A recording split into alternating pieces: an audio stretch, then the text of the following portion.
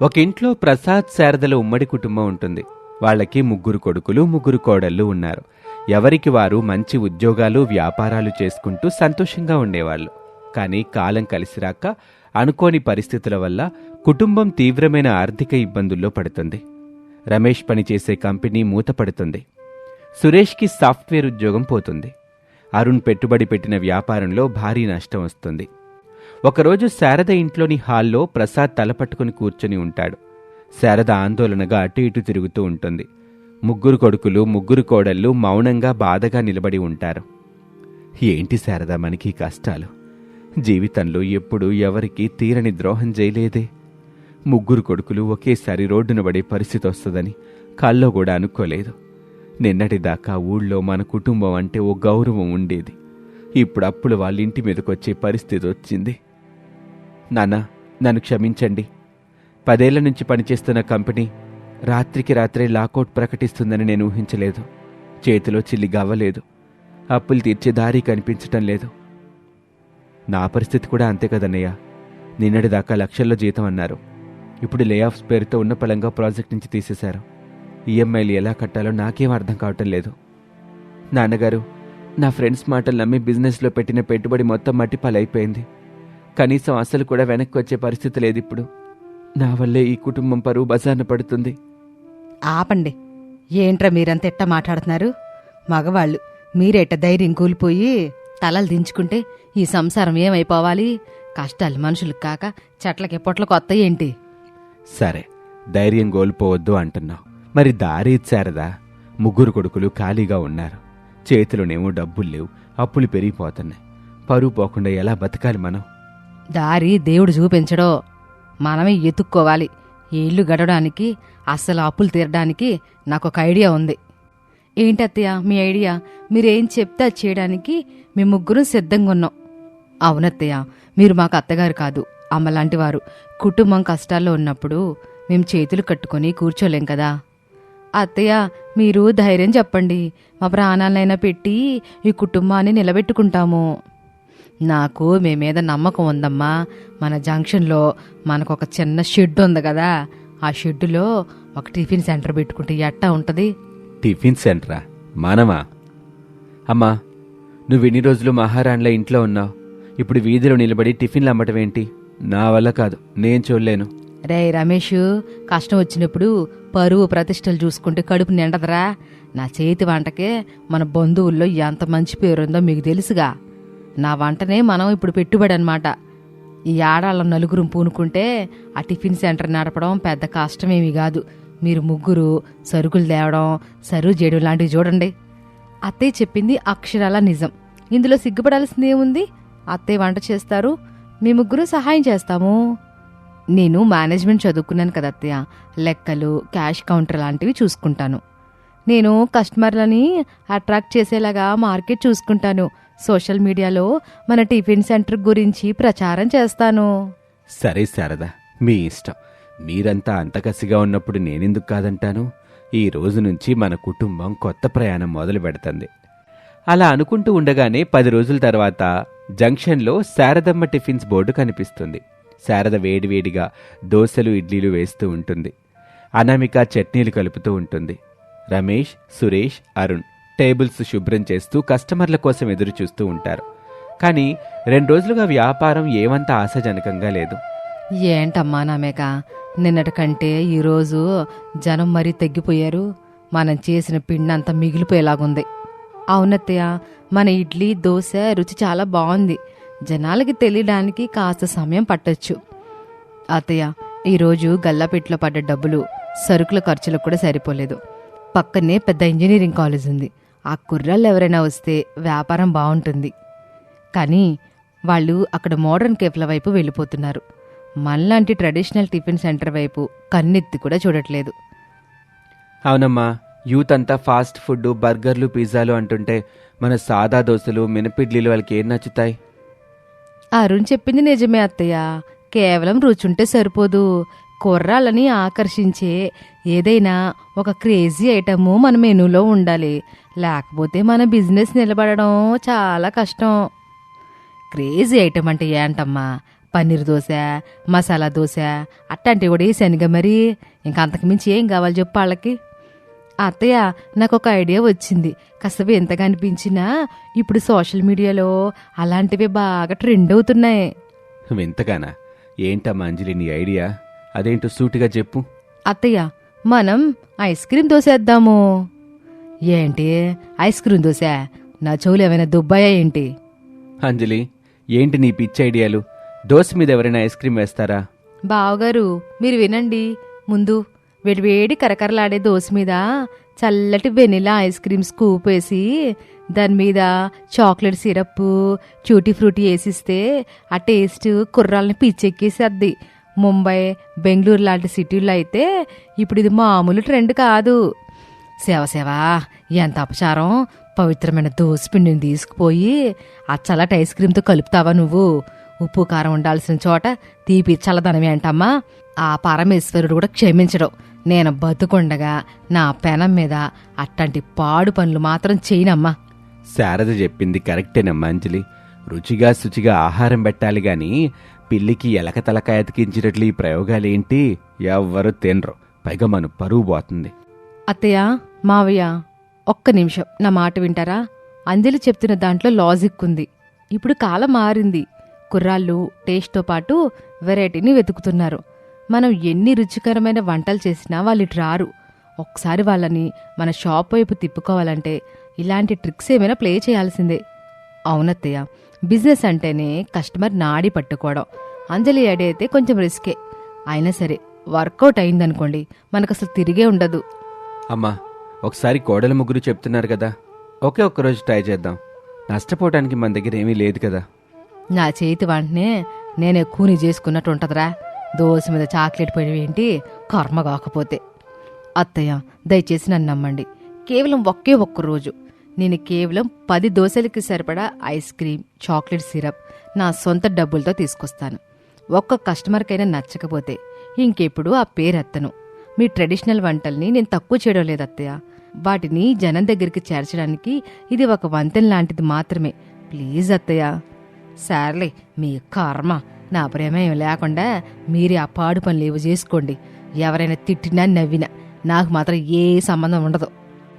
అలా ఉండగా ఆ మరుసటి రోజు సాయంత్రం అంజలి ఒక టేబుల్ మీద వెనీలా ఐస్ క్రీమ్ డబ్బా, చాక్లెట్ సిరప్, కొన్ని చెర్రీస్ పెట్టుకుని సిద్ధంగా ఉంది. శారద ఇష్టంగానే దోశలు వేస్తుంది. ఇంతలో 2 కాలేజీ కుర్రాళ్ళు అక్కడికొచ్చి ఆగారు. వాళ్ళలో ఒకటి చేతిలో కెమెరా ఉంది. వాడు చూడ్డానికి వ్లాగర్లా ఉన్నాడు. ఆంటీ నమస్తే, మాది పక్కనే ఉన్న కాలేజ్. నా యూట్యూబ్ ఛానల్ కోసం ఫుడ్ బ్లాగ్ చేస్తున్నాను. మీ దగ్గర రెగ్యులర్ దోశలు కాకుండా ఏదైనా వెరైటీగా దొరుకుతుందా? వెరైటీ అంటే అదేదో నా చిన్న కొళ్ళ చేస్తుంది నాయనా. ఎల్లడిగయ్య, నన్ను కాస్త బతకనియ్యండి. హాయ్ మేడం, ఏంటి స్పెషల్? హలో తమ్ముడు, మా speciality Sharadamma ice cream dosa, choco dosa. Wow, ice cream dosa భలే క్రేజీగా ఉందే. ఒక ప్లేట్ వేయండి, నేను షూట్ చేసుకుంటాను. అత్తయ్య, కాస్త పెద్దగా బాగా క్రిస్పీగా ఒక బటర్ దోశ వేసి ఇవ్వండి. అప్పుడు శారద తన మనసులో తిట్టుకుంటూనే అద్భుతమైన సువాసన వచ్చేలా నెయ్యి వేసి కరకరలాడే దోశ తీసి అంజలి ప్లేట్లో పెడుతుంది. అంజలి చాలా స్టైలిష్గా ఆ వేడి దోశ మీద 2 స్కూప్ల వెనీలా ఐస్ క్రీమ్ వేస్తుంది. దాని మీద చాక్లెట్ సిరప్ని జిగ్జాగ్గా డిజైన్ చేసి పైన 2 చెర్రీస్ పెట్టి ఇస్తుంది. Guys, look at this. వేడి వేడి నెయ్యి దోశ మీద చల్లటి వెనీలా ఐస్ క్రీమ్ మెల్ట్ అవుతుంది. పైన చాక్లెట్ సిరప్. చూడ్డానికి డెడ్లీ కాంబినేషన్లా ఉంది. Let's taste it. అప్పుడు వ్లాగర్ ఆ దోశ ముక్కను ఐస్ క్రీమ్తో పాటు నోట్లో పెట్టుకుంటాడు. కళ్ళు మూసుకొని ఆస్వాదిస్తాడు. Mind blowing ice. ఆ బటర్ దోశ ఉప్పు, నెయ్యి ఫ్లేవర్, వెనిలా ఐస్ క్రీమ్ స్వీట్నెస్కి అద్భుతంగా మ్యాచ్ అయింది. Crispy and cool, salty and sweet. What a blend. ఇది ఖచ్చితంగా వైరల్ అవ్వాల్సిందే. ఆంటీ, మీ ఐడియా సూపర్. వీడికి నిజంగానే నచ్చిందా లేక ఆ కెమెరా కోసం యాక్టింగ్ చేస్తున్నాడా? థ్యాంక్ యూ తమ్ముడు. నీ ఛానల్లో పెట్టి నీ ఫ్రెండ్స్ అందరికీ చెప్పు. డెఫినెట్గా అక్క. రేపు సాయంత్రం కల్లా మా కాలేజ్ మొత్తం ఇక్కడే ఉంటుంది, చూసుకోండి అని చెప్పి వ్లాగర్ డబ్బులిచ్చి వెళ్ళిపోతాడు. అంజలి ఆనందంగా అత్తగారి వైపు చూస్తుంది. శారద ఇంకా నమ్మశక్యంగా అన్నట్లుగానే చూస్తుంది. అలా ఉండగా మరుసటి రోజు సాయంత్రం శారదమ్మ టిఫిన్స్ ముందు జనసంద్రం. 10ల సంఖ్యలో బైకులు ఆగి ఉన్నాయి. కాలేజ్ కుర్రాళ్ళు, అమ్మాయిలు క్యూలో నిలబడి ఉన్నారు. అంజలి నిన్న రాత్రి చేసిన ఇన్స్టాగ్రామ్ రీల్, ఆ వ్లాగర్ వీడియో బాగా వైరల్ అయ్యాయి. బ్రో, నాకు 2 ఐస్ క్రీమ్ దోశలు. ఆంటీ, నాకు ఒక ఐస్ క్రీమ్ దోశ, ఒక నార్మల్ మసాలా దోశ. సురేష్, ఆ టేబుల్ నెంబర్ 4కి ఆర్డర్ ఇవ్వు. అరుణ్, పార్సిల్స్ ప్యాక్ చేయి త్వరగా. అనయ్య, చేతులు రావటం లేదు, జనం విపరీతంగా ఉన్నారు. అత్తయ్య, దోసపిండి కూడా అయిపో వస్తుంది. ఇంకో బకెట్ రెడీగా ఏమైనా ఉందా? యాత్నానమ్మా యాత్న. నా చేతులు యంత్రాల్లాగా పనిచేస్తున్నాయి. నా జీవితంలో నా దోశలకి ఇంత డిమాండ్ రావడం ఎప్పుడూ చూడలేదు. అత్తయ్య, అంజలి ఐడియా నిజంగానే మ్యాజిక్ చేసింది. వాళ్ళు ఐస్ క్రీమ్ దోశ కోసం వచ్చిన మన ఇడ్లీలు, మసాలా దోశలు కూడా రుచి చూసి ఫిదా అయిపోతున్నారు. టేస్ట్ సూపర్ అంటున్నారు అత్తయ్య. చూసారా అత్తయ్య, నేను చెప్పలేదు యూత్ని ఒకసారి రప్పిస్తే వాళ్ళే మన ట్రెడిషనల్ టేస్ట్కి బానిసలు అవుతారని. నిజమేనా పిచ్చిదానా? నీ ఐడియా నా కళ్ళు తెరిపించిందమ్మా. త్వరగా ఐస్ క్రీమ్ డబ్బా ఇయ్యి, నేనే స్వయంగా ఐస్ క్రీమ్ దోశలేస్తాను. అరెరే, శారద కూడా మారిపోయిందిగా. ఇదంతా మా కోడల మాయ. అలా అనుకుంటూ రాత్రి 10 గంటలవుతుంది. అందరూ వెళ్ళిపోతారు. దుకాణం సర్దేస్తూ ఉంటారు. అందరూ అలసిపోయినా వాళ్ల ముఖాల్లో సంతోషం స్పష్టంగా కనిపిస్తుంది. ఆ రోజు ఇంట్లో హాల్లో రాత్రి 10 గంటలకు అందరూ కింద కూర్చుని ఉన్నారు. అవని క్యాష్ బాక్స్లోని డబ్బులన్నీ కింద పోసింది. కరెన్సీ నోట్ల గుట్ట చూసి ప్రసాద్ కళ్ళు ఆనందంతో మెరుస్తున్నాయి. అత్తయ్య, మామయ్య, ఈ ఒక్కరోజు మనకి 25,000 రూపాయలు గల్లా వచ్చింది. ఇందులో ఖర్చులకు పోను మనకి కనీసం 15,000 రూపాయల వరకు లాభం. 15,000? ఒక్క రోజులో 15,000 లాభమా? నేను నెల మొత్తం కష్టపడితే వచ్చే జీతం అందులో సగం కూడా లేదు. అవునన్నయ్య, బిజినెస్ అంటే ఇదే. సరైన ఐడియా, సరైన శ్రమ ఉంటే డబ్బు దానంతట అదే వస్తుంది. ఈరోజు మన టిఫిన్ సెంటర్ సక్సెస్కి కారణం అమ్మ చేతి వంట, అంజలి క్రేజీ ఐడియా. అమ్మా అంజలి, నన్ను క్షమించవే. నేనేమో పాతకాలపు మనిషిని, అంతా నాకే తెలుసు అనుకునే అహంకారం ఉండేదమ్మా. నువ్వు చెప్పినప్పుడు నిన్నెంత అవమానంగా చేశాను. కానీ నువ్వేం కోపం తెచ్చుకోకుండా, నువ్వు పరువు తీయకుండా మన కుటుంబ బాగు కోసం కష్టపడ్డావు. అయ్యో అత్తయ్య, క్షమాపణలెందుకు? మీ వంటల్లో ఉన్న రుచి వాళ్ళే కదా వాళ్ళు మళ్ళీ మళ్ళీ వస్తున్నారు. నేను జస్ట్ వాళ్ళని తీసుకురావడానికి ఒక దారి చూపించాను అంతే.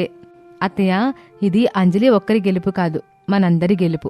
మీరు ధైర్యం చేసి ముందుకు అడుగు వేశారు. మీ చేతి రుచికి మా ఆధునిక ఆలోచనలు తోడయ్యాయి. ఇదే ఐకమత్యం అంటే. అనామిక చెప్పింది నిజం శారదా. ఒకప్పుడు అత్తాకోడళ్ళంటే ఎప్పుడు దెబ్బలాడుకుంటూ ఉంటారనుకునేవాణ్ణి. కానీ కష్టం వచ్చినప్పుడు మీ ముగ్గురు కోడళ్ళు శారదకి అండగా నిలబడ్డ తీరు చూస్తుంటే దేవుడు నా కొడుకులకి ఉద్యోగాలు, వ్యాపారాలు లాగేసుకున్నా కోట్ల రూపాయలు విలువ చేసే కోడలనిచ్చాడనిపిస్తుంది. నానా, ఇక మేం వేరే ఉద్యోగాల కోసం వెతకం. ఈ టిఫిన్ సెంటర్ ఇంకొంచెం పెద్దగా చేసి మన నగరంలోని నెంబర్ 1 రెస్టారెంట్గా తీర్చిదిద్దుతాం. అమ్మ, అనామిక, అవని, అంజలి వీళ్ళుంటే మనల్ని ఇంకా ఆపేదెవరు? అయితే రేపటి నుంచి నా పెనం మీద దోశల వర్షం కురవాల్సింది అంటావు. దోశల వర్షమే కాదత్తయ్య, ఐస్ క్రీంలో కుంభవృష్టి కూడా కురవాలి. అలా అంజలి అన్న మాటలకు కుటుంబం మొత్తం పగలబడి నవ్వుతుంది. ఆర్థిక కష్టాలు అనే చీకట్లు తొలగిపోయి అందరూ సుఖ సంతోషాలతో జీవించటం మొదలుపెట్టారు. ఇది వాల్టి కథ. మరొక ఆసక్తికర కథలో మళ్ళీ కలుద్దాం. అంతవరకు సెలవు, నమస్తే. చర్లపల్లి అనే ఒక చిన్న గ్రామం. అక్కడ శారద, ప్రసాద్ అనే వృద్ధ దంపతులు ఉండేవారు. వారికి 3 కొడుకులు, రమేష్, సురేష్, అరుణ్. పెళ్లిళ్ళయ్యాక ముగ్గురూ తమ భార్యలతో కలిసి తల్లిదండ్రుల ఇంటికి సమీపంలోనే 3 వేరువేరు ఇళ్లల్లో నివసిస్తున్నారు. తోటికోడల మధ్య సఖ్యత తక్కువ. ముఖ్యంగా అవని, అంజలి ఇద్దరూ కలిసి పెద్ద కోడలు అనామికని ఎప్పుడూ విమర్శిస్తూ ఉండేవారు. ఒకరోజు అనామిక తన ఇంటి వెనక కట్టెల పొయ్యి మీద వంట చేస్తూ ఉంటుంది. ఇది గమనించిన అవని, అంజలి తమ ఇంటి అరుగు మీద కూర్చుని ఇలా మాట్లాడుకుంటూ ఉంటారు. ఏమే అంజలి, చూసావా మన అనామిక అక్క పిసినార్తనం. ఇంటి నిండా సరుకులున్నాయి, ఫ్రిడ్జ్ నిండా కావలసినవన్నీ కూరగాయలున్నాయి. అయినా సరే ఆ పొయ్యి దగ్గర కూర్చొని కట్టెలుదుతూ వంట చేస్తుంది. అవునక్క, గ్యాస్ వాడితే ఎక్కడ ఖర్చు అయిపోతుందనని భయమేమో. పాపం బావగారు రమేష్ గారు ఎంత కష్టపడి సంపాదిస్తున్నా ఈమె మాత్రం ఇలాగే చేస్తుంది. ఎంత సంపాదించినా ఏం లాభం? తిండి దగ్గర కూడా అంత పిసినార్తనం ఉంటే ఎలా? ఆ పొగ చూడు ఎలా వస్తుందో. ఆరోగ్యానికి కూడా మంచిది కాదమ్మా. ఆ మాటలన్నీ అనామికకు వినబడుతూనే ఉంటాయి. కానీ తను ఏమీ మాట్లాడకుండా తనలో తాను బాధపడుతూ ఉంటుంది. పిసినార్తనమా? నేను పిసినారిలా కనిపిస్తున్నానా? కట్టెల పొయ్యి మీద వండితే ఆరోగ్యం బావుంటుందని, అన్నం రుచిగా ఉంటుందని నేనింత కష్టపడుతుంటే వీళ్ళకది లోభంలా కనిపిస్తోందా? అని అనుకుంటూ కోపంగా వాళ్ళ దగ్గరికి వెళ్ళి వాళ్లతో ఇలా అంటుంది.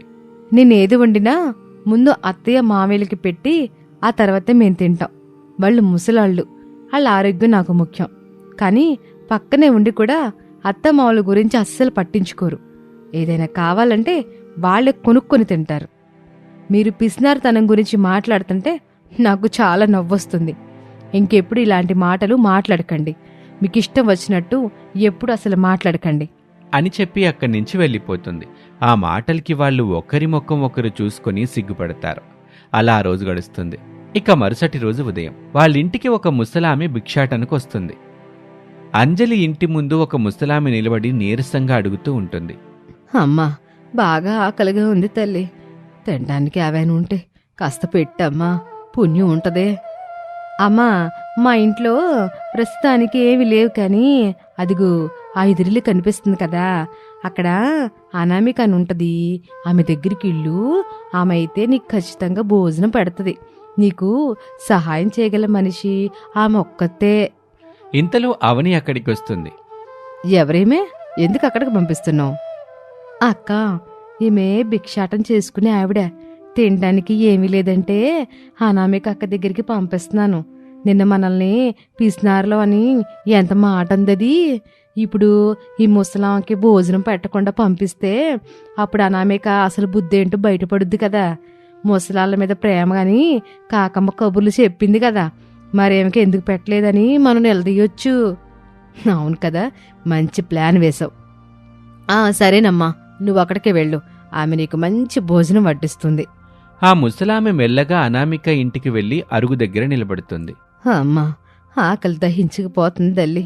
తినడానికి ఏమైనా ఉంటే కాస్త పెట్టమ్మా, ప్రాణం నిలుస్తుంది. అనామిక బయటికొస్తుంది. ఒక్క 2 నిమిషాలు ఆగండి. ప్రస్తుతానికి ఇంట్లో వండిన భోజనం అయిపోయింది, కానీ మీరు కంగారు పడకండి. నేనిప్పుడే కట్టెల పొయ్యి మీద మీకోసమని వేడివేడిగా వంట చేసి పెడతాను. మీరలా కూర్చోండి. అది విన్న అవని, అంజలి దూరంగా నిలబడి ఆశ్చర్యపోతారు. చూసావా అక్క, ఇంట్లో వాళ్ళకే కాదు, అడుక్కునే వాళ్ళకు కూడా ఈ కాలంలో కట్టెల పొయ్యి మీద వంట చేసి పెడుతుందట. అసలు ఏమికి ఓపిక ఎక్కువ, అసలు పిసినారితనం ఎక్కువ అర్థం అవ్వట్లేదక్క. అవునే, గ్యాస్ వడ్డానికి మనసు రాక ఆ ముసలామని కూడా గంటసేపు వెయిట్ చేస్తుంది. చూద్దాం ఏం వండి వడ్డిస్తుందో. కాసేపటి తర్వాత పొయ్యి మీద ఒక కమ్మని వాసనొస్తూ ఉంటుంది. అనామిక వేడివేడి అన్నం, పప్పు, పచ్చడి సిద్ధం చేసింది. ఒక శుభ్రమైన అరిటాకు వేసి ఆ ముసలామెకి భోజనం వడ్డించింది. అనామిక చేతి వంటతో ఆ ముసలామె కడుపు నిండా భోజనం చేసింది. అవని, అంజలీలు అనుకున్నట్టుగా అనామిక విసుక్కోలేదు సరికదా, ఎంతో ప్రేమగా వండిపెట్టింది. ఇక ఆ ముసలామె తృప్తిగా భోజనం ముగించి చేయి కడుక్కొని అనామిక దగ్గరికొచ్చింది. ఆమె కళ్ళల్లో ఒక వింత మెరుపు, పెదవులపై నిండుగా చిరునవ్వు ఉన్నాయి. అమ్మా అనామిక, ఈ రోజుల్లో అడిగితే మంచి నీళ్ళు ఇచ్చేవాళ్ళు లేరమ్మా. అట్లాంటిది ఆకలితో ఉన్న నా కోసం కట్టెలు రాజేసి కమ్మన వంట చేసి పెట్టావమ్మా. నా ఆకలి తీర్చినందుకు నీకంతా మంచి జరుగుతుంది తల్లి. నీళ్ళు ఎప్పుడు అన్నపూర్ణ నిలయంలాగా వర్ధిల్లుతుందమ్మా. ఆ మాటలు చెప్పి ఆ ముసలామె దీవించి అక్కడి నుంచి వెళ్ళిపోతుంది. అది చూసి అవని, అంజలి ఇద్దరూ అసూయతో, ఆశ్చర్యంతో ఇలా అనుకుంటారు. మన మీద అనుకుంటే ఏమికి మంచి పేరు వచ్చింది అని గొనుక్కుంటూ తమ ఇళ్లకు వెళ్ళిపోతారు. అలా ఆ రోజు గడిచిపోతుంది. మరుసటి రోజు ఉదయం అనామిక ఎప్పటిలాగానే త్వరగా లేచి ఇంటి ముందంతా శుభ్రం చేసుకుని వంట కోసం పొయ్యి దగ్గరకొచ్చింది. ఈరోజు అత్తయ్య గారికి నచ్చిన పప్పుచారు, మామయ్య గారి కోసం మెత్తని ఆనపకాయ కూర ఉండాలి. అనామిక పొయ్యి మీద ఖాళీ గిన్నె పెట్టి మంట రాజైపోతుంది. కాని అక్కడ ఒక అద్భుతం జరిగింది. ఆమె కళ్ల ముందే గిన్నె నిండా గుమగుమలాడే పప్పుచారు సిద్ధమైపోయింది. ఇదేంటి, నేనింకా ముక్కలే కోయలేదు, అప్పుడే పప్పుచారు ఎలా వచ్చేసింది? అసలు ఇది కళా నిజమా? ఆశ్చర్యంతో ఆమె పక్కనే ఉన్న మరో గిన్నె పెట్టింది. క్షణాల్లో అందులోకి అద్భుతమైన ఆనపకాయ కూర, మరో గిన్నెలో వేడివేడి అన్నం, ఇలా 4-5 రకాల వంటలు వాటంతట అవే సిద్ధమైపోయాయి. ఆ వంటల సువాసన ఇల్లంతా నిండిపోయింది. కంగారుగా, ఆశ్చర్యంతో అనామిక లోపలి గదిలోకి పరిగెత్తుకుంటూ వెళ్లి తన భర్త రమేష్ని పిలుచుకొచ్చింది. ఏవండి, త్వరగా రండి, ఒకసారి ఇటు వచ్చి చూడండి. ఏమైంది అనామిక? ఎందుకంత కంగారు పడుతున్నావు? అసలు మీరు మాట్లాడకుండా ఇటు రండి. అక్కడ వంటగదిలో ఏదో వింత జరుగుతుంది. రమేష్ వంటగదిలోకి వచ్చి పొయ్యి మీద ఉన్న గిన్నెల్ని చూసి నిర్ఘాంతపోయాడు. అనామిక, ఇవన్నీ నువ్వు అప్పుడే వండేశావా? గంట కూడా కాలేదు కదా నువ్వు లేచి. అయ్యో, నేను వండలేదండి. నేను గిన్నె పెట్టిన వెంటనే వాటంతట అవే సిద్ధమైపోతున్నాయి. అదిగో చూడండి, నేనిప్పుడు ఈ ఖాళీ పాత్ర పెడుతున్నాను అని అనామిక మరో పాత్ర పెట్టగానే అందులో తాజాగా చేసిన తీపి పరమాన్నం సిద్ధమైంది.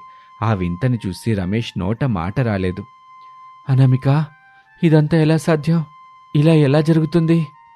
అనామికకి అప్పుడు ఆ ముందు రోజు జరిగిన సంఘటనంతా గుర్తొచ్చింది. ఏవండి, నాకిప్పుడు అర్థమవుతుందండి. నిన్నొచ్చిన ఆ ముసలావిడ సామాన్యమైన మనిషి కాదు. ఆకలితో ఉన్న ఆమెకి నేను వండి పెట్టినందుకు ఆ తల్లి మనసు నిండి నన్ను దీవించిందండి. ఆ దీవెన వల్లే ఈరోజు మన పొయ్యి ఇలా అక్షయ పాత్రలా మారింది అంటూ నిన్న జరిగిన విషయం అంతా చెప్తుంది. అనామిక, ఆకలి తీర్చిన నీ చేతులకి ఆ దైవమే ఇచ్చిన వరమిది. ఆమె ఎవరో సామాన్య స్త్రీ కాదు. సాక్షాత్తు ఆ అన్నపూర్ణమ్మే మనింటికొచ్చి నిన్ను పరీక్షించి ఈ గొప్ప వరాన్ని ప్రసాదించింది. ఇక ఈ వార్త దావాగ్నిలా ఊరంతా పాకిపోయింది.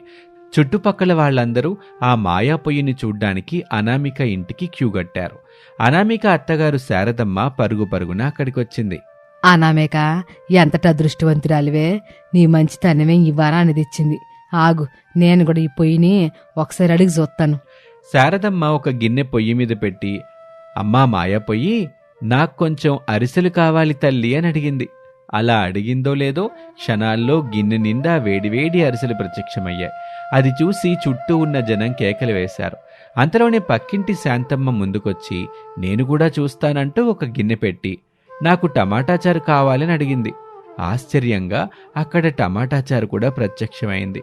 అందరూ ఆ అద్భుతాన్ని చూసి జేజేలు కొట్టారు. దూరం నుంచి ఇదంతా గమనిస్తున్న అవని, అంజలిల ముఖాలు మాడిపోయాయి.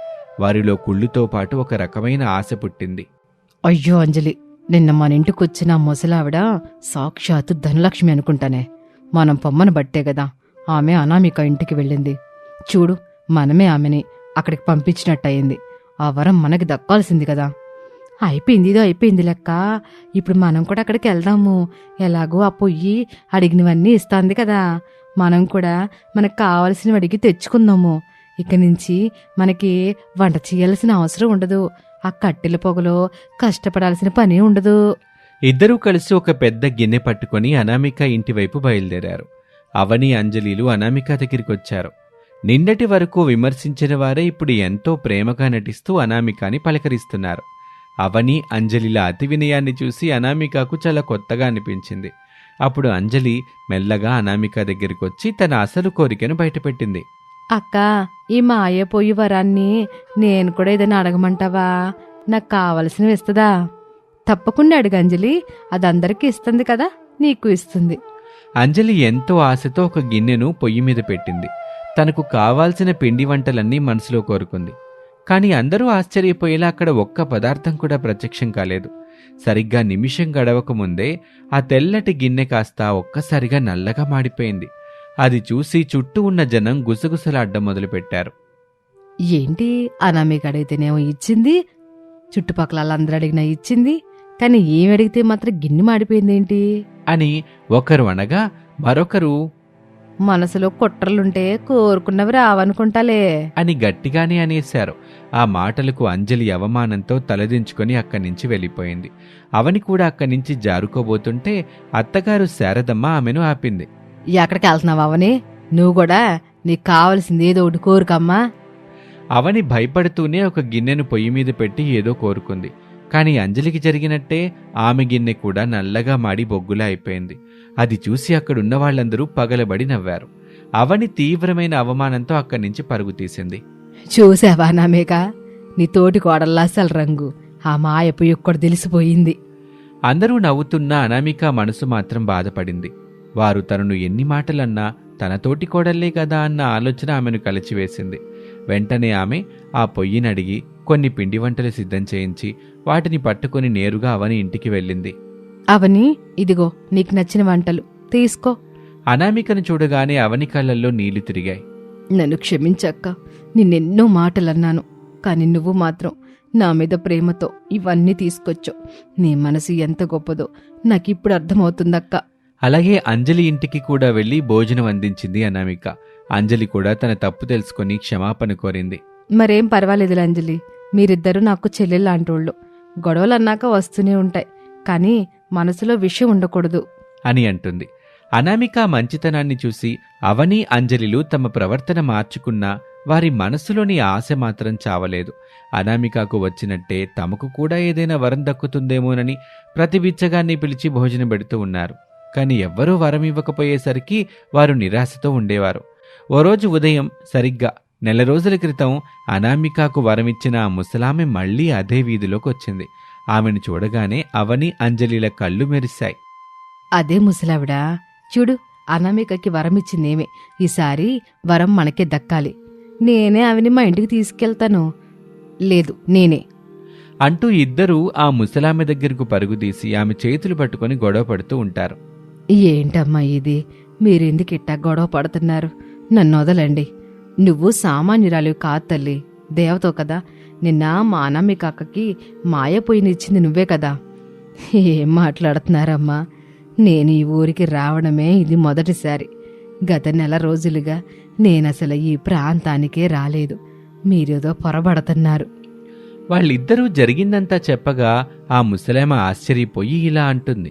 అయితే భగవంతుడే నా రూపంలో వచ్చి మీ అక్కకి ఆ వరాన్నిచ్చుంటాడు. నా రూపం వల్ల ఒకరికి మేలు జరిగినందుకు నాకు చాలా సంతోషంగా ఉందమ్మా అని అంటుంది. ఇక వాళ్ళిద్దరూ సరే అయితే అనామిక దగ్గరికెళ్ళి అక్కడ వంటలు చాలా ఉంటాయి, నువ్వు అక్కడే తిను అని కసురుగా అంటారు. ఇక ఆమె అనామిక దగ్గరికి వెళ్తుంది. అనామిక ఆ ముసలామెను చూడగానే ఎంతో భక్తితో నమస్కరిస్తుంది. అమ్మా, మళ్ళీ నాకు వరాన్ని ఇవ్వడానికి వచ్చావా తల్లి? నీకేం కావాలో చెప్పు, ఈ పొయ్యిని అడిగి నీకు చేసి పెడతాను. నాకు కావలసింది నేనే తిని వెళ్తానులేమ్మా అని ఆ ముసలామె చెప్పి ఆమె పొయ్యి దగ్గరికి వెళ్తుంది. ఆమెను చూడగానే అక్కడ అద్భుతమైన వంటకాలు ప్రత్యక్షమయ్యాయి. ఆమె తృప్తిగా తిని ఒక్కసారిగా వెలుగుల మధ్య మాయమైపోయింది. ఆమె వెళ్ళిపోగానే ఆ మాయా పొయ్యి మరింత పెద్దదిగా మారి అంతకు ముందు కంటే వేగంగా రకరకాల పదార్థాలను అందించటం మొదలుపెట్టింది. ఇదంతా చూస్తున్న అవని అంజలిలు మళ్లీ ఏడవటం మొదలుపెట్టారు. చూసావా అంజలి, మనం కూడా ఆ రోజు భోజనం పెట్టుంటే మనకు కూడా ఇలాంటి వరం వచ్చేది. మన బుద్ధి మారదు, మనకి వరము రాదు. అవునక్క, అనామిక అక్క మనసులో కపటం లేదు కనుక ఆ పొయ్యి ఈమెకి ఇన్ని వరాలు ఇస్తుంది. తమ బుద్ధి మార్చుకోకుండా కేవలం ఫలితం కోసం ఆశపడినందుకు వారు తమని తాము తిట్టుకుంటూ అనామిక వైభవాన్ని చూస్తూ కుమిలిపోయారు. అనామిక మాత్రం ఆ పొయ్యి సహాయంతో ఊళ్ళో ఎవరికి ఆకలన్నా కూడా తమ సేవని కొనసాగిస్తూ ఉంటుంది. ఇది వాల్టి కథ. మరొక ఆసక్తికర కథలో మళ్ళీ కలుద్దాం. నమస్తే.